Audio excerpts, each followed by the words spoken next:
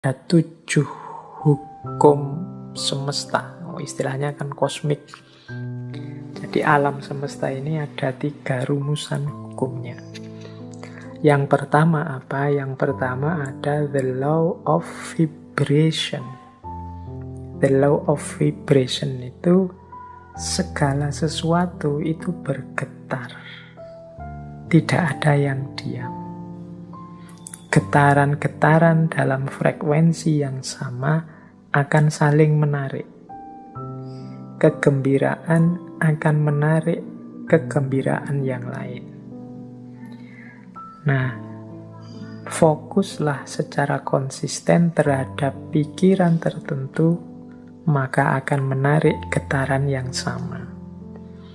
Jadi the law of vibration itu kita ini bergetar terus.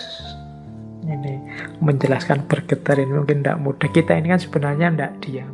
Coba teman-teman perhatikan pikiranmu, perasaanmu, intelijensimu. Ini kan kerja terus. Ya dari luar kelihatan diam, tapi di dalammu itu kan rame terus. Nah, itu mungkin mudahnya ya, jenis getaran. Engkau sedang berada di frekuensi mana? Mungkin engkau sedang marah-marah, mungkin engkau sedang senang, mungkin engkau sedang gelisah, mungkin hari ini engkau sedang bingung karena vaksin, mungkin hari ini engkau sedang gelisah karena sekelilingmu sedang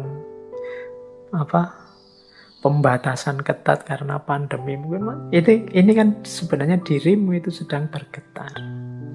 Nah, the law of vibration itu vibrasi yang sama akan saling menarik atau akan menggetarkan energi atau menggetarkan vibrasi yang dekat dengan dirinya. Jadi kalau kita gembira, sekeliling kita akan hawanya gembira. Dan orang-orang yang di dekat kita akan terpengaruh oleh kegembiraan itu. Itu the law of vibration, mudahnya begitu. Jadi getaran kita itu mempengaruhi sekelilingnya. Apa yang ada dalam diri kita kalau kita gelisah atau murung, ini menggetarkan sekelilingmu dengan kegelisahan dan kemurungan. Ini namanya the law of vibration. Makanya kadang-kadang teman-teman kan bisa merasakan kalau misalnya punya teman akrab gitu, temanmu sedang sedih, terus dekat denganmu, dia pura-pura banyak ketawa, pura-pura ceria, tapi getarannya bisa engkau tangkap. Itu the law of vibration. Jadi getaran yang ada dalam diri kita itu akan menarik frekuensi yang sama dari yang ada di sekeliling kita. Kalau teman-teman dekat dengan teman yang sedang sedih, sedang gelisah, sedang susah, sekali-sekali dia tampak nangis, itu kan kita ikut terus hanyut dalam situasi kesedihannya, ikut dalam kemurungannya. Nah, ini ilustrasi mudah. Kalau teman-teman dekat dengan teman yang sedang senangnya luar biasa, cerianya luar biasa karena tujuannya tercapai gembira, itu kita dekat dia juga ikut gembira. Jadi getaran yang ada dalam diri orang lain bisa mempengaruhi getaran yang ada dalam diri kita. Demikian pula sebaliknya. Jadi kegembiraan akan mendatangkan kegembiraan. Kesedihan juga akan mendatangkan kesedihan. Ini the law of vibration namanya. Menyikapi the law of vibration itu seperti apa? Ya menurut William Walker Atkinson adalah fokuslah pada yang baik-baik, yang indah-indah, yang nyaman-nyaman di pikiranmu. Apa yang engkau inginkan, fokuskan ke situ pikiranmu terus. Jadi getaran kesuksesan, getaran cita-cita keberhasilan, getaran cita-cita kebahagiaan itu biar menyebar kemana-mana dan menarik itu ke dalam dirimu. Yaitu, ayo mikir yang positif-positif saja. Ayo menginginkan yang baik-baik saja. Ayo mengharapkan yang nyaman-nyaman saja, yang damai-damai saja. Loh, itu nanti itulah yang akan hadir karena tertarik oleh getaran keinginan kita, getaran yang ada dalam diri kita. Itu namanya the law of vibration. Itu hukum yang pertama. Jadi carilah frekuensi yang bagus, getaran yang bagus dalam dirimu, dan hidupkan itu biar mempengaruhi sekelilingmu. Yang pertama itu cosmic law, yang kedua the law of relativity. Dalam hidup ini berlaku hukum relativitas. Relativitas mungkin tidak persis sama seperti relativitasnya Einstein. Tapi relativitas di sini adalah mudahnya begini. Tidak ada sesuatu yang bisa kita pahami sampai kita hubungkan dengan sesuatu yang lain. Apakah itu tentang sifat, nilai, kualitas, atau artinya sesuatu dan lain sebagainya, itu kita akan susah memahami kalau kita tidak menghubungkannya dengan yang lain. Itu namanya the law of relativity. Ilustrasi mudahnya, misalnya sampean mau menilai saya, Pak Faiz itu wajahnya seperti itu masuk kategori ganteng apa jelek? Itu kan susah kamu jawab, mungkin ya sungkan barang, tidak berani ngomong. Tapi mudahnya itu, kalian ngerti saya cakep apa jelek, itu kan ketika dibandingkan, dihubungkan dengan yang lain. Mungkin dengan wajahnya orang lain, kalau dihubungkan dengan yang lebih cakep, ya saya tidak ada apa-apanya. Tapi kalau kamu cari yang lebih drop, jauh lebih jelek, mungkin saya ya masuk kategori ganteng. Itu the law of relativity. Indonesia ini negara yang nyaman, maju, atau negara yang terbelakang, mundur? Itu jawabmu mesti susah, karena parameter bisa macam-macam orang bikin. Mudahnya apa? Relatif, relate-kan dengan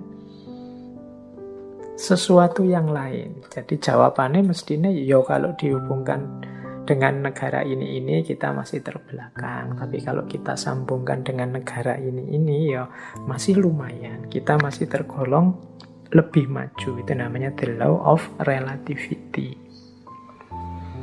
Jadi ini hukum alam yang kedua. Nah, maksudnya apa William Walker ini menunjukkan the law of relativity? Ya,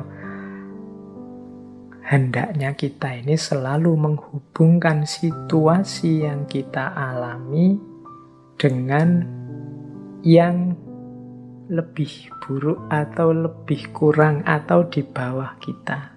Tujuannya apa? Biar kita bersyukur.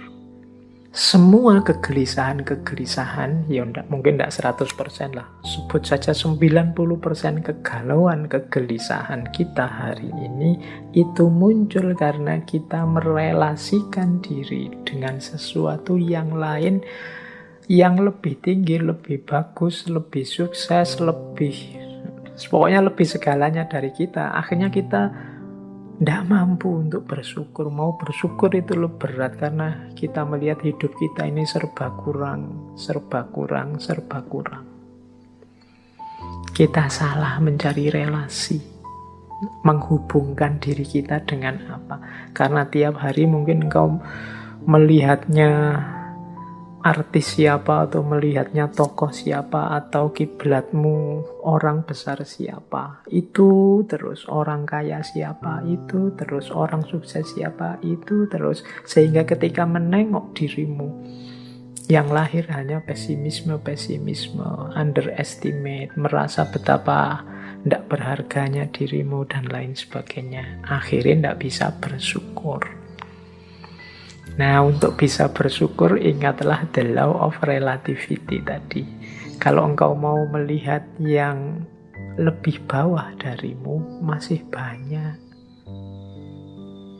Ada mahasiswa yang sumpek sekali karena semester akhir belum punya pacar misalnya. Dia lupa bahwa dia jadi mahasiswa itu aja sudah kelebihan yang luar biasa.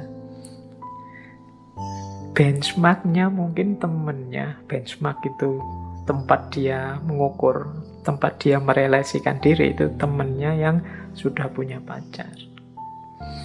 Tapi dia lupa, dalam dirinya ada banyak kelimpahan, ada banyak kelebihan. Dia sibuk hanya satu kekurangan ini. Ini biasanya karena salah merelasikan diri. Akhirnya susah bersyukur. Nah, itu hukum alam yang kedua. Law of relativity. Ayo, untuk banyak hal, ya enggak untuk semua hal ya. Untuk beberapa hal, law of relativity ini kita pakai ya untuk yang baik-baik, sholat, ibadah, untuk tekun belajar. Nah, kita ambil yang level tinggi biar kita semangat untuk meniru yang baik-baik. Tapi untuk hal-hal tertentu kita ambil standar yang lebih di bawah kita sehingga kita tidak lupa untuk bersyukur. Nah, yang ketiga, the law of cause and effect. Hukum sebab akibat. Kalau ini saya tidak perlu menjelaskan ya. Kalau dalam Islam ya ada famay ya'mal misqala dzarratin khairan yarah wa may ya'mal misqala dzarratin syarran yarah. Ada aksi, ada reaksi. Ada sebab, ada akibat. Maka menghadapi hukum yang semacam ini, marilah kita ciptakan dalam hidup ini sebab yang baik-baik saja. Sebab-sebab yang produktif, yang sukses, yang unggulan, sehingga kita mendapatkan akibat juga yang sukses, yang unggulan. Jadi karena ada sebab, ada akibat. Kalau ingin akibat yang bagus, ya ciptakanlah sebab yang bagus. Ini hukum alam juga. Tidak mungkin dari kemalasan lahir keberhasilan misalnya, makanya jangan malas. Tidak mungkin dari kejahatan, keburukan lahir kebaikan. Tidak mungkin dari proses yang merusak lahir perbaikan. Nah, ini cause and effect. Ini hukum alam yang ketiga. Ada sebab, ada akibat. Apapun yang kita panen hari ini, itu adalah benih yang kita tanam sebelumnya. Yang keempat, the law of polarity. Law of polarity ini, segala sesuatu dalam hidup ini ada pasangannya. Ada panas, ada dingin, ada terang, ada gelap. Ada atas bawah, ada baik buruk, ini pasangan. Pasangan ini sifatnya saling mengadakan. Saling mengadakan, ya kalau tidak ada buruk, yang baik juga tidak akan ada. Adanya yang baik karena ada yang buruk. Ini namanya saling mengadakan. Kalau semua orang sama, semua baik, semua, ya dia tidak disebut baik, ya standar saja. Dia disebut baik karena ada yang buruk. Disebut terang karena ada situasi gelap. Disebut atas karena ada bawahnya. Bawah saja tidak ada atas, tidak mungkin. Atas saja tidak ada bawahnya, tidak mungkin. Jadi dia saling mengadakan, saling mendukung keberadaan masing-masing. Oke, jadi situasi the law of polarity ini membuat kita nanti tidak mudah melihat satu sisi saja dari sesuatu, tapi harusnya kita melihat secara lebih lengkap. Jadi ada orang baik loh, terus kita puji, kita senangi total 100%. Dia dengan segala kebaikannya. Tiba-tiba dia melakukan sedikit atau satu keburukan. Runtuhlah kepercayaan kita yang darinya sangat cinta jadi sangat benci. kita lupa bahwa lo yang namanya masih manusia, masih duniawi itu pasti berpasangan. Ada baiknya, ada buruknya. Ya mungkin kadar dan ukurannya berbeda-beda, tapi pasti ada pasangan-pasangan ini. Kita sering tidak siap menerima situasi yang kebalikan dari kenikmatan, kenyamanan yang kita rasakan hari ini. Padahal itu ya berpasangan. Ada enak, ada tidak enak. Di balik kenikmatan, di sisi sana ada ketidaknikmatan. Itu selalu ada. Minggu depan insya Allah kita perdalam the law of polarity ini di falsafah hidup yin yang. Tapi the law of polarity ini juga salah satu dari 7 cosmic law. Salah satu hukum semesta. Baik, nanti kita lanjutkan kalau yang keempat ini ya. Yang kelima, the law of rhythm. The law of rhythm ini, hidup ini mengalami siklusnya masing-masing. Hidup ini ada perputarannya. Siang, malam, kelahiran, kematian, kemunculan, kepergian, dan lain sebagainya. Namanya rhythm, iramanya hidup.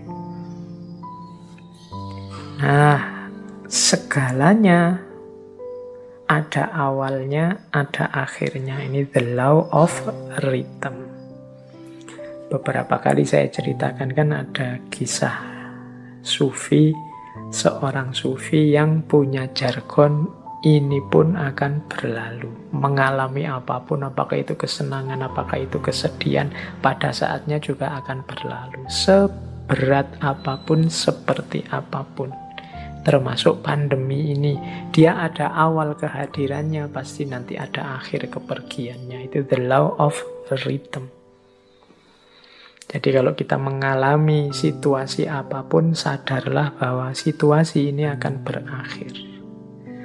Yang sedang sedih, ingatlah kesedihanmu pada saatnya akan berganti kegembiraan. Yang sedang gembira, wong namanya kita hidup, pada saatnya juga akan ada masalah dan kegembiraan akan bertemu dengan kesedihan. Itu namanya the law of rhythm. Hidup ini ada siklusnya. Yang sedang di bawah jangan putus asa, yang sedang di atas jangan jumawa. Karena kita ini berputar. Ini namanya the law of rhythm. Untuk the law of rhythm ini, insya Allah nanti minggu terakhir kita bahas dari perspektif filsafat Jawa. Cokro Manggilingan. Baik, kita lanjutkan. Yang keenam, the law of gestation. The law of gestation itu bunyinya begini. Segala sesuatu perlu waktu untuk terjadi. Tidak ada yang ujuk-ujuk sempurna, tidak ada yang ujuk-ujuk utuh. Segala sesuatu dalam hidup ini butuh proses, perlu waktu. Jadi makanya kita kalau ingin sukses juga perlu kesabaran, menunggu momen, menunggu waktunya. Karena segala sesuatu ada waktunya. Ada waktu menanam, ada waktu memelihara, ada waktu memetik buahnya. Segalanya butuh proses. Tidak ada yang ujuk-ujuk setelah ditanam terus buahnya muncul. The law of gestation. Dan yang ketujuh, yang terakhir dari 7 cosmic law adalah the law of transmutation. Segala sesuatu berubah. Jadi segala sesuatu, karena hidup ini di dunia pastinya dinamis. Segalanya berubah.